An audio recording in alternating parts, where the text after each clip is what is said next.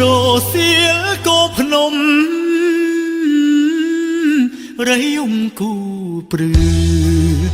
លឺហើយស្រណោះនឹកដល់សំភងដិតជួបនេត្រា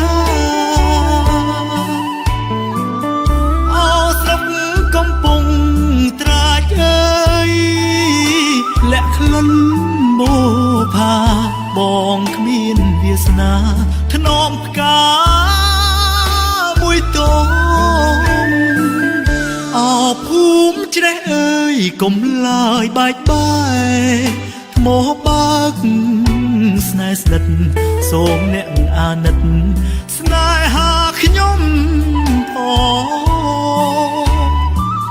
ភូមិត្រពាំងឈូកនេះហើយជួបមុំដំបូងឆក់យកបេះដូងរួចផ្ដាច់ទៅវិញបងមកពីឆ្ងាយមិនសូវពូកែសំដីជួបអូនរាល់ថ្ងៃប៉ុន្តែនិយាយមិនចេញអនុស្សាវរីយ៍ធ្លាប់អុំទូងលេងភូមិអូនលងព្រីងសល់តែកន្លែងមិនឃើញជីវ៉ារសៀលកោភ្នំរៃយំគូព្រឺលឺហើយខ្លោចចិត្តពេលឃើញវមិត្តអូនចូលរោងការជូនពរឲ្យអូនបានសុខសាន្តជួបជុំស្នេហាលាកោះចំការ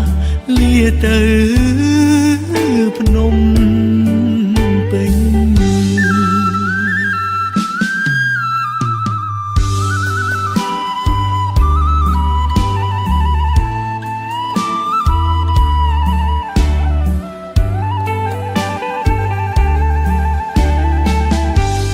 បងម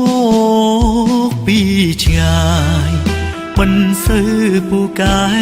សំដីជួបអូនរាល់ថ្ងៃប៉ុន្តែនិយាយមិនចេញ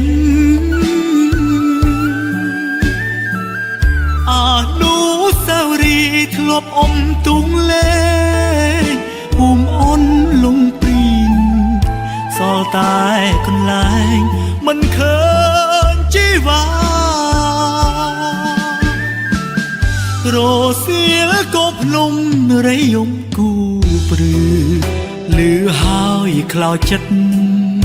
ពេលឃើញវមិត្តអូនចូលរោងការជូនពរឲ្យអូនបានសុខសាន្តជួបជុំស្នេហាលាកោះចំការលាទៅភ្នំពេញ